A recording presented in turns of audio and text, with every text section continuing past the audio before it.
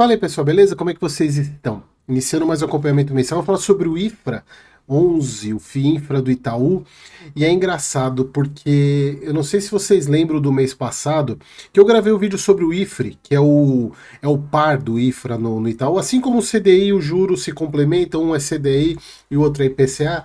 No caso do Itaú é a mesma coisa, você tem o IFRA que é IPCA e o IFRE que é CDI.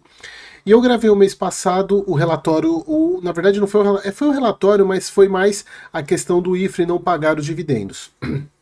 E na minha visão, por um erro estratégico do Itaú, né, da Itaú Asset, sobre isso. E eu até cheguei a comentar, será que teremos problemas no IFRA também?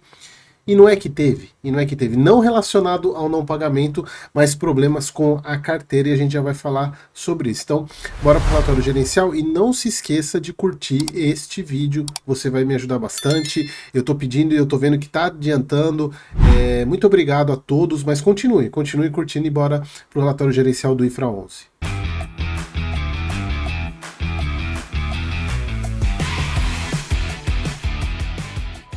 Então vamos lá, pessoal, relatório gerencial agora de abril. É engraçado porque se você pega no site do IFRA 11, não tem o relatório, você tem que ir nos fundos listados, aí você consegue achar. É meio complicado. Bom, pessoal, para quem não conhece o IFRA 11, né, o FIINFRA lá do Itaú, para quem é novo aqui no canal, eu acompanho o IFRA 11 já há algum tempo, é um fundo de infraestrutura que investe em debêntures incentivadas, ou seja, ele tem isenção total de imposto. Se você tem os dividendos, os rendimentos que o fundo paga, você não tem cobrança de imposto.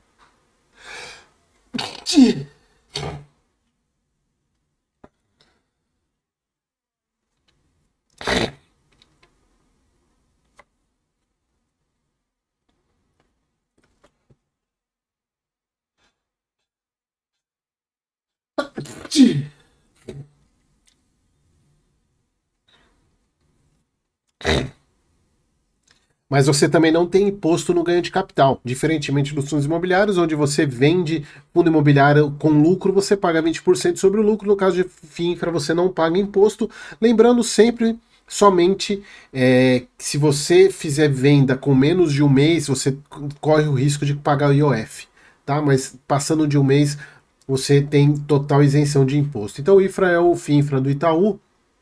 Então ele vinha bem, pessoal, ele vinha, inclusive eu até cheguei a comentar nesse período aqui de novembro a dezembro, aonde, principalmente dezembro, foi mais dezembro e janeiro, que vários FIINFRAs diminuíram o rendimento, Cadif, Juro 11, assim, uma grande por causa de marcação, o IFRA 11 não reduziu.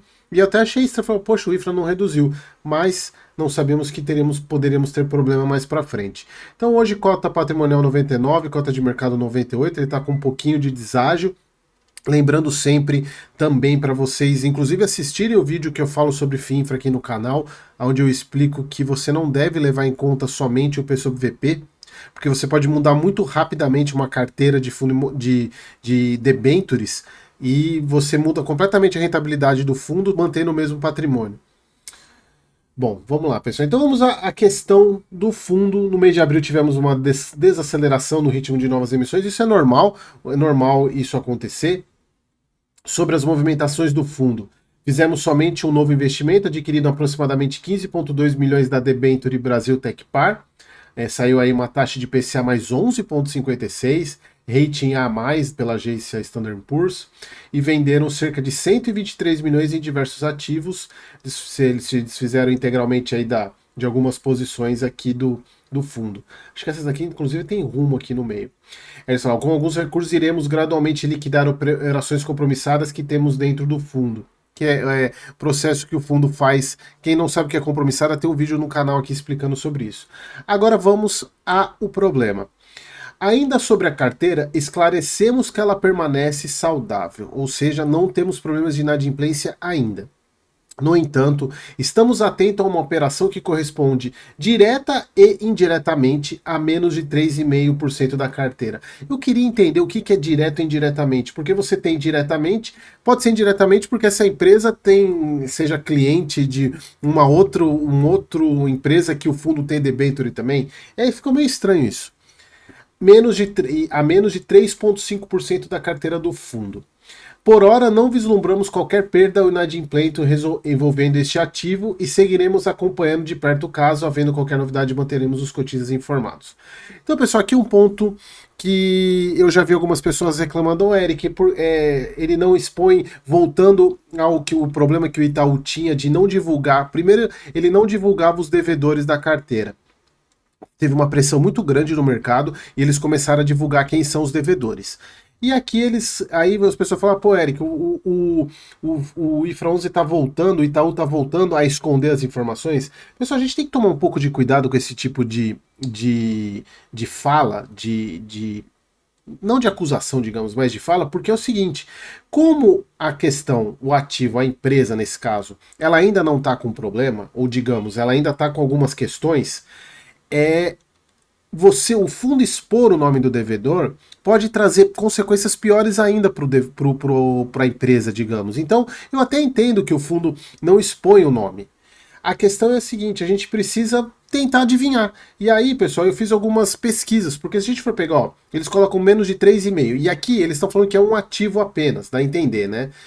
Falando, ó, envolvendo este ativo, eles não estão colocando a soma desses ativos. E aí a gente olha aqui na carteira, eles falam que é 3,5 menos de 3,5% do PL. Esse aqui já não seria, porque a concessionária linhas 8 e 9 é 3,55, então não seria menos. Os únicos que poderiam aqui seria a Petro Recôncavo, a PCH e Marituba. Pessoal, eu procurei informações sobre esses e a Petro Recôncavo reportando lucro. As outras aqui também sem problemas. Então, assim, ao meu ver, não me parece nenhuma delas. Aí eu fui ver o seguinte: vamos ver a MES Energia 2,77. Só que a questão é a seguinte: o fundo tem mais do que 3,5 dela. Tem a Meso Energia, essa daqui, essa debenture aqui, a Meso 12, é 2,77. Tem a Meso 11, que é 2,63, e tem várias aqui, ó, MES Energia 2,22. E por que eu tô falando isso? Porque saiu algumas notícias sobre a Meso, se a gente for pegar aqui, ó, até pegar aqui, ó, colocar aqui para vocês. A ANEEL aprova a recomendação de caducidade, ó, dia 13 de maio, nós estamos falando aí no começo desse mês, caducidade de 5 concessões da transmissão da MES. Ó, a diretoria da ANEEL, por unanimidade, recomendação ao Ministério de Minas e Energia, a caducidade de 5 concessões de transmissão da MES Energia.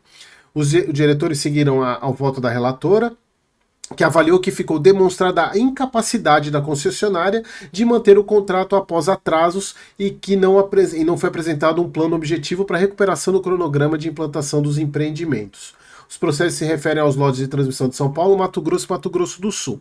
E aí que tá, pessoal. O ponto é o seguinte: como são alguns lotes, a gente pode supor que seja alguma dessas debentures aqui. Eles falam em menos de 3,5, eu teria que ver se tem alguma outra que é da mesma região que soma esse.